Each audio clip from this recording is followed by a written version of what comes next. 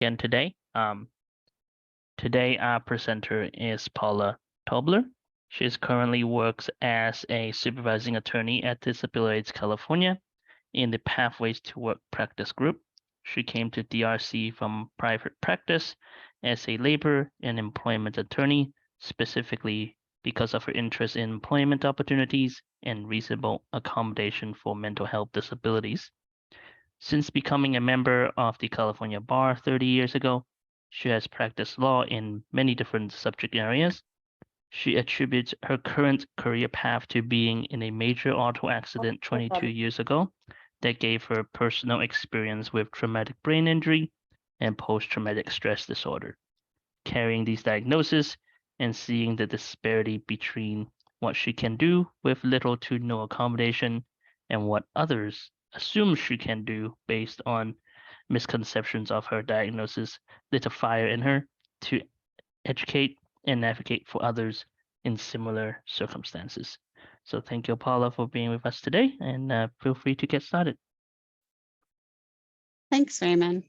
As Raymond said, I do have disabilities myself. I have PTSD and post-traumatic post-traumatic stress disorder and traumatic brain injury from an auto accident that happened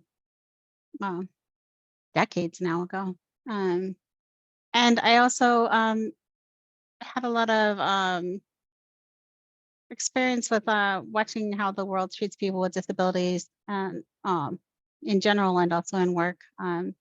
Having an older brother on the autism spectrum who really struggled in school, but was a huge success in his work life because he found a job that he was really good at and where they didn't see his differences as weaknesses. They just saw him as a whole person, and he really was able to shine, responsible for about a dozen patents that the U.S. government holds. And he passed away at age 49 and was able to accomplish all that. I also had a little sister with Down syndrome who very artistic, very talented, very outgoing. And I saw how she struggled. She loved school, loved being around people, but how she struggled with the options that were available to her when she left her school program. And thinking about all the different options that are available now and the supports that are available, as there's a lot more out there, but there's also still a lot of work to do. So that's why I'm here at Disability Rights California and why I like doing these presentations. So right now, today we're going to talk about reasonable accommodations in the workplace. I'll go to the next slide. The session is to provide you with general information only. Please do not share your personal information or ask personal questions during this training because it's not confidential. We will give you, I'll give you my email at the end. So if you want to talk to an attorney about your specific situation, you can contact me and I can give you specific advice at that time one-on-one. And we will have question and answers at the end for general questions, but just don't give out personal information when you're asking those questions. Okay, so reasonable accommodations are for getting help to apply for a job and getting help to do your job once you get the job. Okay, so basically if you need help at work because of your disability so that you can do your job, then you can get a reasonable accommodation. Okay, when can you ask for reasonable accommodations? You can ask before a job interview if you need an accommodation for the interview.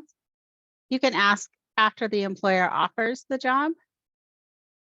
And you can ask at any time while you're working. So if you do not ask at the interview phase or when they offer the job, if you work at a job for literally years and don't ever disclose you have a disability, you have not given up your right to ask for accommodations.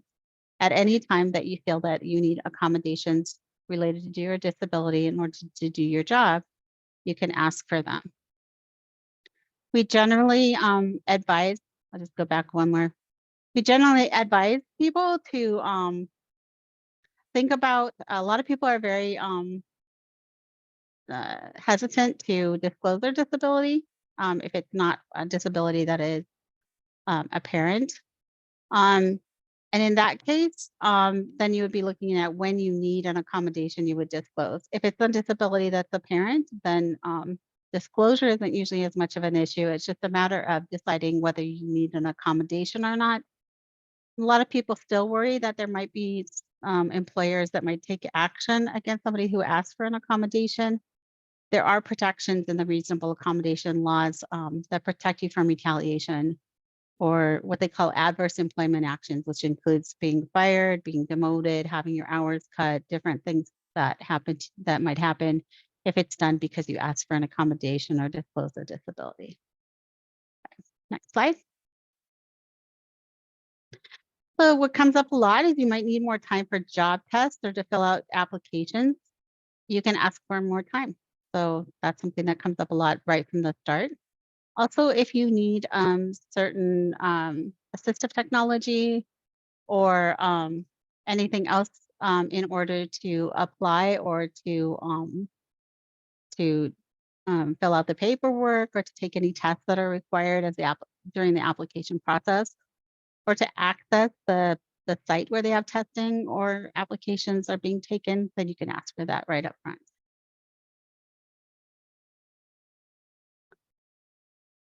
So this comes up a lot. What if the job interviewer asks you if you have a disability?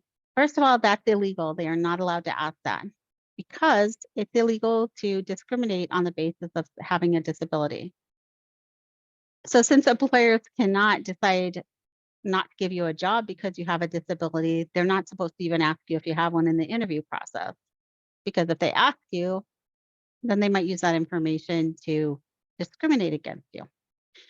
Unfortunately, some interviewers still ask the question, and that can be very problematic when you're in an interview and you may say, well, they're not allowed to ask that question, but if I tell them that, then they may not give me the job because I'm not being cooperative. I'm not sure what to do. So you can answer the question if you want to. You can say the law says you can only ask about my skills. Let's talk about why I'm the right person for this job. You can say this interview is about my job skills. I can do this job.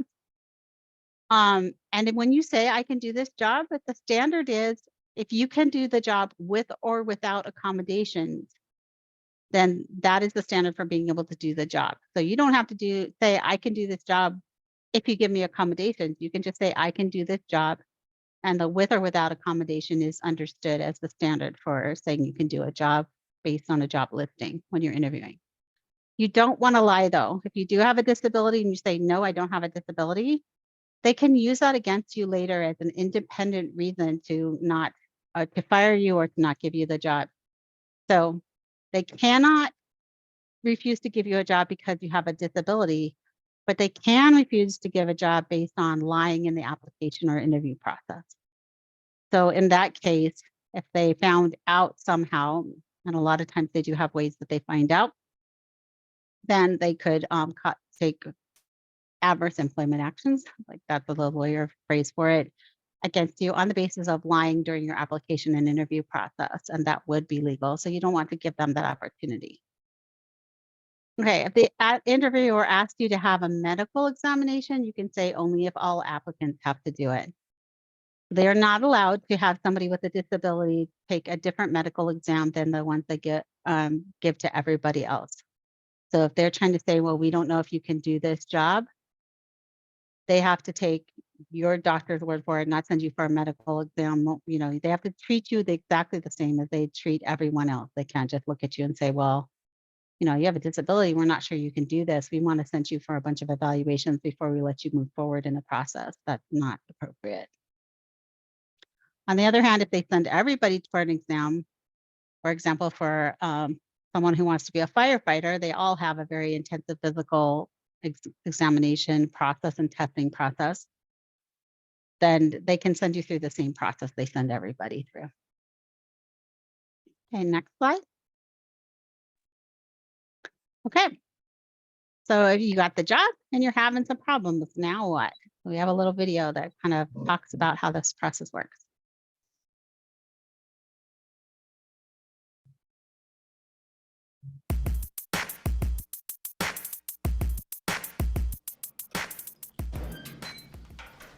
Hey, Sam. Hey, Claudia, how are you? I'm good. Are you going to class today? I am. I'm doing the yoga. Yes. Yeah, I'm excited about it. Sam loves her job at the health club. Her dream career is to become a personal trainer. However, she's afraid of losing her job because of the side effects of her ADD medication. She spoke to her case planner about it and came up with a plan to ask her supervisor for an accommodation. Let's see how Sam handles it.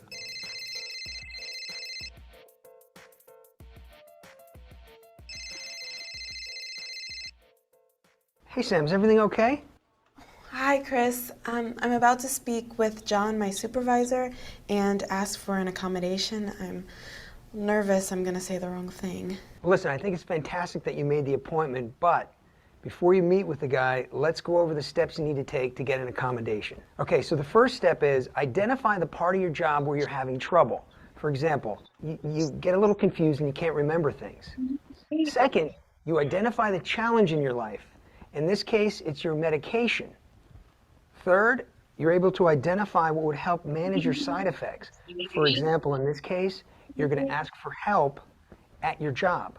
Right. I'm having trouble with my tasks because of my medication. I guess I'll let John know how I can do my job better. Oh, that sounds great. Now remember, you don't have to disclose too much. Right. I don't really want people knowing that stuff about me or judging me because I have to take medication. It's up to you to decide how much you want to disclose. Remember this, though. You want to start and end with your strengths. You are going to be fantastic. Thanks, Chris. I feel a lot better. I'll let you know how it goes.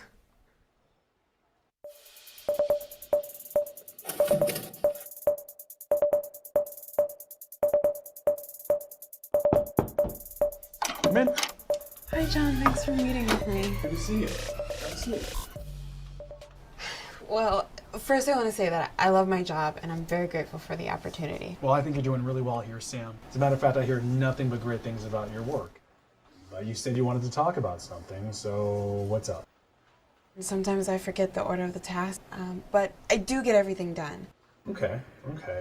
Well, do you feel that it's a serious enough issue where it's affecting your ability to do your work? No, it's not serious, but I could use some help from Tina to make sure I'm doing the tasks in the right order. I just want to make sure I'm doing the best job I can. Well, I prefer that Tina focus on her own duties while she's on her shift as opposed to worrying about anyone else's. I understand. Could I come to you if I forget the order of the task? It won't be all the time. Sure. But I'm not always available. So why don't I make a list of all your work that needs to be done in the order that it needs to be done, and I'll give it to you at the beginning of your shift? Thank you, John. That would be really helpful. I really appreciate it. I want to continue to do the best job I can. You got it. You're doing fantastic. Even though John didn't give Sam the accommodation that she asked for, they were able to negotiate and find a solution that worked for the both of them. It involved a little give and take. Can you think of a situation where you negotiated with someone else to solve a problem? Sam, good morning. Hey, good morning, John. Thanks so much for talking to me yesterday. I really appreciate it. You got it. My pleasure. As a matter of fact, I went ahead and made you a list. Let's go ahead and take a look at it, shall we? First things first, let's clean all the medicine balls. We have a class today. It's starting around 10. Let's make sure the children's play area is clean before anyone even gets here. Number 2 and 3 and 4, you can check for yourself. Thanks. Okay? Yeah. Got it.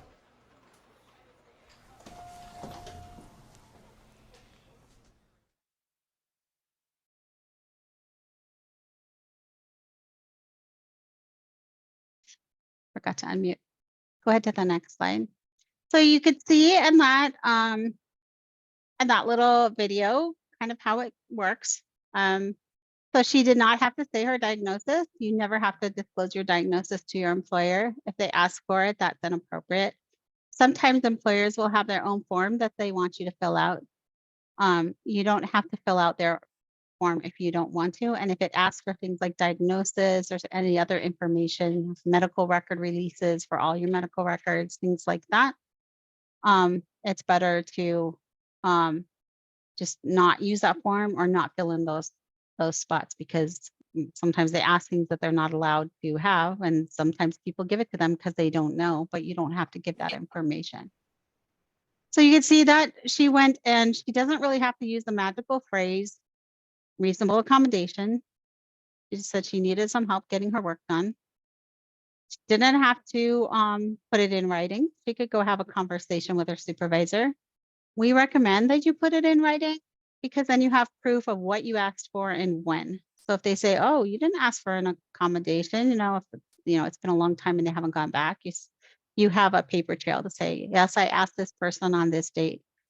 And if they say they didn't understand what you were asking for, then you have it in writing what you asked for. And if they didn't tell you right away that they didn't understand or something, then that's on them because you put it in writing and you, like I said, have a paper trail. You don't have to use any specific words or special forms, but if you do say reasonable accommodation, that can often be helpful because for human resource people or managers, sometimes if you're saying I need help with my job and they're not putting together that it's related to a disability, then you're just asking for basically asking for a favor at your job, just like you might ask your job, your supervisor, is it okay if I come in a little late tomorrow because I have a doctor's appointment in the morning? And they could say yes or no, if you don't have sick leave covered or whatever. Or if you asked if you could have, a different keyboard or something like that. If it's not related to a disability, then they can say no. They don't have any obligations. If they know that you're asking because it's related to a disability and it's a reasonable accommodation ask, then they have to enter into a good faith interactive process. And they have to either grant it or give you a reason why it's an undue hardship that they can't grant it. So if you put the words reasonable accommodation in your request, it helps because it triggers in their mind, oh, this is a reasonable accommodation issue. This is not just asking for a favor. So we have to go through this process. We can't just say no. Sometimes they will still just say no, but that's not legally allowed when it's a reasonable accommodation request. But it is allowed if you're just asking for something not disability related, just because you want something that would help you to do your job.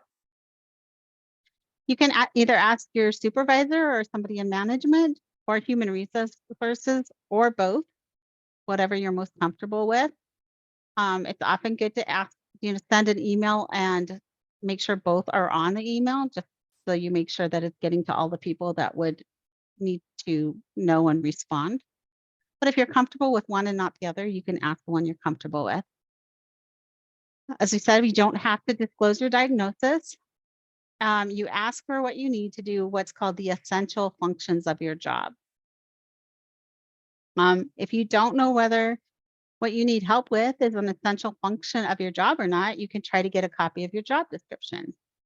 So sometimes you can get that through the job posting you responded to when you were applying for the job. Sometimes you'll have your job description in your orientation package. And some employers actually have you sign off on the duties of your job.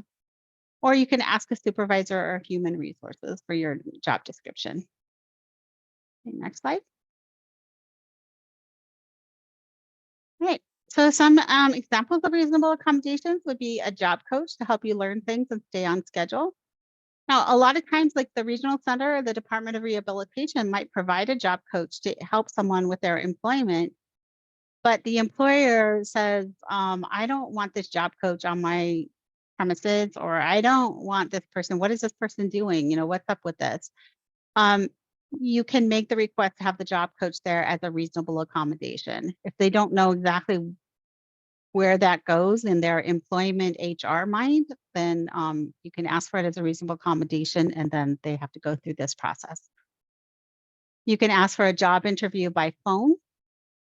You can ask for more time on job tests. You can ask for them to let you know what a meeting is about ahead of time if you have trouble with processing things in the moment or with preparing. If you have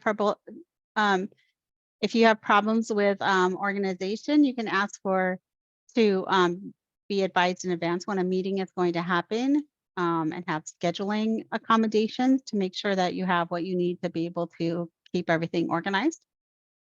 You can ask for a bigger computer monitor or screen reader if you have vision problems. You can ask for flexible scheduling to allow for doctor appointments. That could be medical doctor, that could be psychiatrist or therapist, it could be physical therapy appointments or any kind of medical appointments. You can also check out the website askjan.org. So Jan is the Job Accommodation Network. And they have a searchable database with a lot of accommodations that people have asked for based on different diagnoses or different issues. So you can go to askjan.org to also look for ideas. Now, I have had a client that basically didn't understand what askjan.org was about. So they went through kind of looking at it as a wish list and said, oh yeah, that would be great. That would be great. That would be great. So they asked for a lot of things that were on that list. And then their employer was denying them because they didn't understand why they needed all those things. So make sure that when you're looking at that, you're still thinking like, these are ideas, but I still need to narrow it down to what I need, not just what I want, but what I need in order to be able to do my job. Okay, next slide. These are not reasonable accommodations. A job coach that does your work for you. A job coach may do part of the job for you to help you learn the process, but not that does all your work for you. Asking to be hired without an interview because you don't want to go through the interview process. They are allowed to interview, but if you need to change the process to accommodate your disability, you can do that. Asking not to answer questions from your coworkers. Asking your boss not to give you any deadlines for your work. You can ask for flexibility on deadlines, but not to just not have deadlines. You get it done whenever you get it done. That's probably not going to work for the workflow. So asking to only have to do the work that you like to do. I think we would all ask for that if we could get it on the job, but that's not how it works. Or asking to come in whenever you want and leave whenever you want. Now, a lot of people say, well, of course not.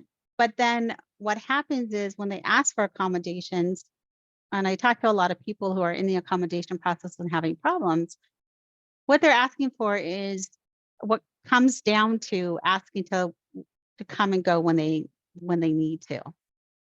So it's not that they're just saying, I want to come in whenever I want to and leave whenever I want to. But what they're saying maybe is, if I have a seizure, I have epilepsy, they don't have to say they have epilepsy, but I have, I have seizures. I don't know when I'm going to have them. So if I have one in the morning, I would need to come in late. If I'm not feeling well in the afternoon, I might have to leave early. Or for PTSD, you might have like,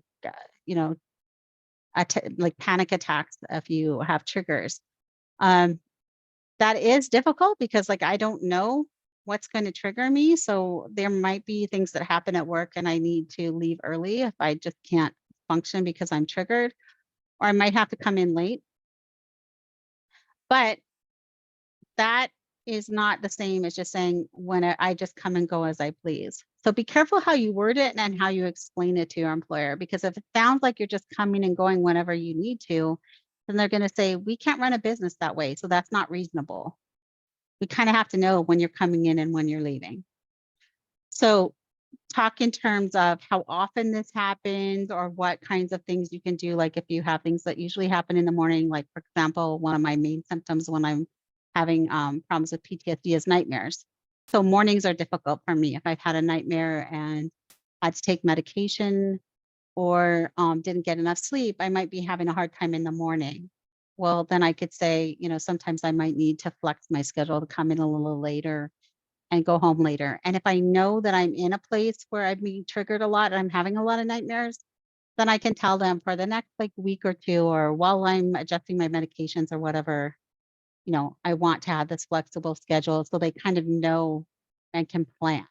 The more they can plan around that, the better your chances of getting a scheduling thing. It also depends on what your job is. So for example, for me, I pretty much set my own appointment. There are a lot of meetings that are set for me, but they generally are not set early in the morning. And I can tell people my preferences for when they set meetings for the most part. So it's easier for me to get flexible schedule accommodation. On the other hand, if I were the receptionist that actually has to come into the building, unlock the doors, come to the building and sit there and greet people when they come in, it would be a lot harder for me to do that, because then they have to figure out in advance who is going to unlock the building, who is going to be there to greet clients. So it really depends on what your job duties are and what your facts are about your disability, whether it ends up being a reasonable accommodation or not. And that's actually where people have trouble with reasonable accommodations, not just people asking for them, but also employers have a lot of problems because they're very fact specific. And so if you find yourself in that situation where you've got an accommodation problem and you're not sure exactly how it works out because of the specific facts of your case, that's where you can contact us for one-on-one help. Okay, next slide. You do not have to turn in a doctor's note recommending the accommodations when you ask for them, but it does help. So your employer does have the right to ask for medical verification if it's not clear why the accommodation is needed. So for me, people looking at me do not immediately know that I have the disabilities that I have. And a lot of people do not understand my disabilities. So I end up being asked for a medical verification when I ask for an accommodation.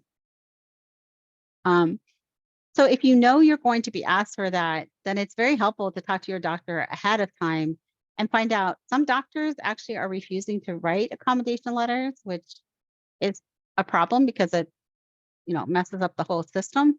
Some doctors may want to talk to you more about what they're willing to say or not say, what accommodations they would back you up on and what they wouldn't.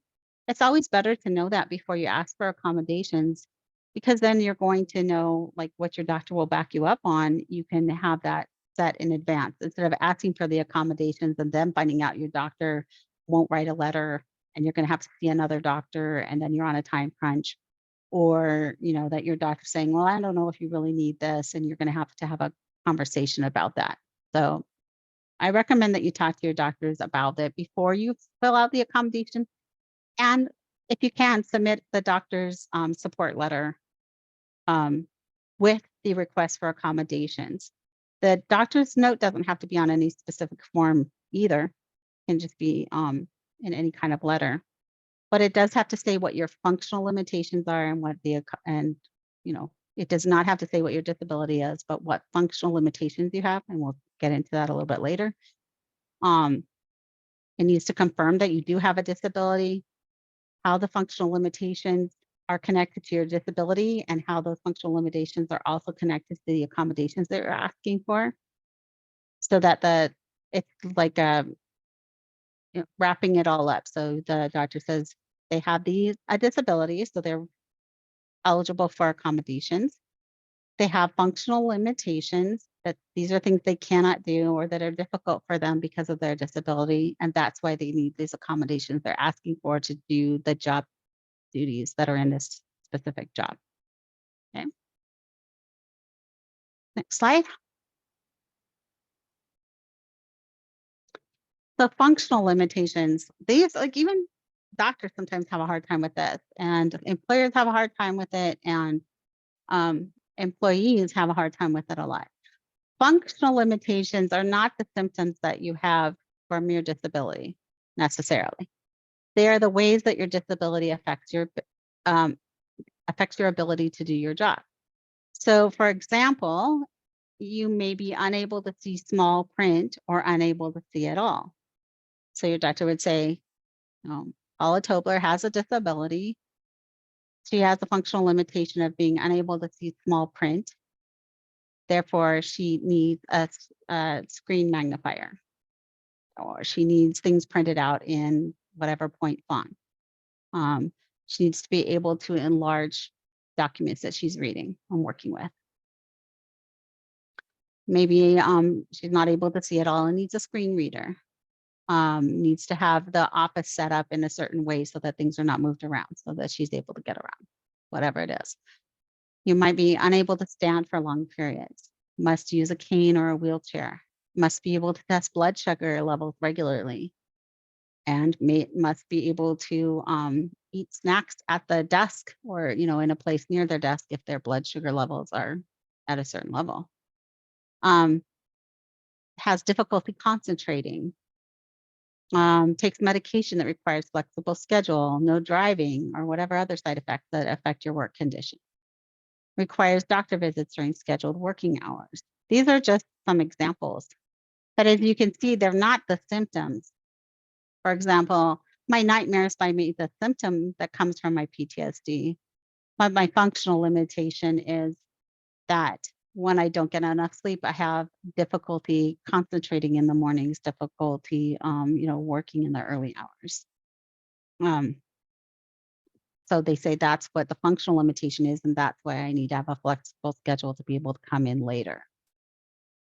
All right. Slide.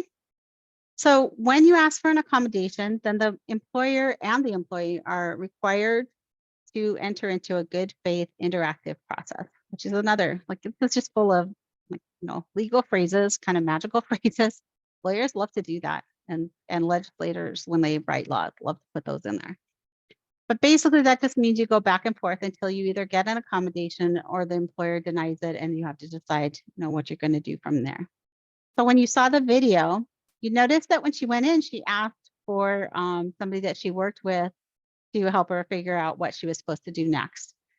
The supervisor denied that, but instead of just saying, nope, he said, well, no, I want her to be able to concentrate on her own job.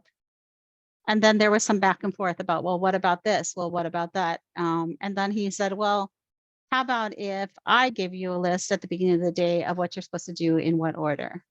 And she said that was acceptable. So then they have that accommodation.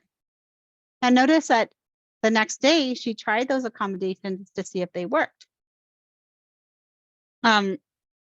I am a supervisor that has to do accommodations from the manager side, and also an employee that has to do accommodations from the employee side.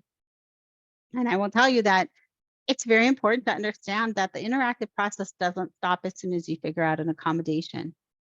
If it is not working, you have the right to go back and say that accommodation is not working for me, so I need something else. So sometimes up front it's not going to work.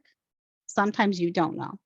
Sometimes, in fact, often you need to talk to your doctor, because you could say, my doctor says I need this. They say, well, we're not going to give you that, but we can do this. You may not know. You may need to ask your doctor, would that be good enough? Or do I need something else?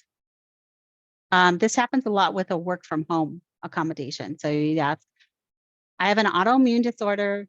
And so the doctor's saying I should not be in this crowded place because if I catch COVID, it could be very dangerous to my health or maybe even deadly. So the doctor recommends a work from home accommodation. The employer says, we don't want you working from home. We want you in the office, but we'll give you a private office. We'll give you everybody around you will be masked. We'll give you an air purifier, whatever else they're going to give you. If you don't know whether that will protect you enough, you don't have to say yes or no at that point. You can say, I need to talk to my doctor about that to see if that would be enough, if that would be good enough. Also, if you just need time to think, you can say, I need to talk to my doctor about that. They can't make you give your answer right on the spot. You have to have a good faith interactive process with some time to think, time to talk to your doctor, time to figure it out. Okay. You have to prove that what you are asking for is reasonable, and then your employer has to prove that it is an undue hardship to grant it if they want to deny it. So first, you have to prove that it's reasonable. So if it's not even reasonable on its face, then you lose. Proving that's reasonable can be a pretty easy hurdle. So once you prove that it's reasonable, then it's on the employer to either grant it, or if they don't want to grant it, they have to prove that it is an undue hardship to them to grant it. So they just can't just say, you can't just say, well, this is reasonable, so you have to grant it. You have to give facts why it's reasonable if it's not apparent why it's reasonable. They cannot just say, nope, not going to give it to you, or they can't say, no, it's an undue hardship. They have to give facts to back that up. We see a lot of employers who do that, actually, that say no, give no reason, or say no and say it's an undue hardship because they've heard that that's the phrase they need to use. But that's not enough. They are supposed to give you the reasons. And if you're having trouble getting reasons out of them, then that's when you might be contacting us. Employers may offer accommodations that are not what you asked for. And if you're not sure if they'll work or not, again, ask your doctor. If your doctor says that they would work for you, then they are still considered reasonable accommodations. You do not have the right to the accommodations you prefer if your doctor says that the lesser accommodations that are not your preference would be acceptable. So if it would solve the problem for them to do something else, they can choose which one they want to do. If they are trying to substitute something that won't work for you for what you asked for, that's not okay. If they're substituting something that will work, but you just don't like it as much, unfortunately, legally, they can do that. Okay. Next slide. Sometimes you'll see employers that are trying to substitute their opinions for your doctor's opinion. That's not appropriate either. You can't say like, yeah, like, well, you know, I know somebody that has that same problem and this worked for them. No. All people are different, all disabilities are different, even people with the same disability, but it manifests in different ways. And that's not appropriate. It's a doctor's decision to make. Okay. So this is our intake line. Right at the moment, if you call the intake line, they are just passing out publications, but you will not be referred to an attorney to ask individual questions. So we'll put my email address in the chat. And if you have any questions about your specific case and want to talk to an attorney about it, you can just email me directly and I can help you with that. All right, and now we can go ahead and turn it over to question and answer time. We're going to stop the recording. Oh, got a much bigger room while I was talking.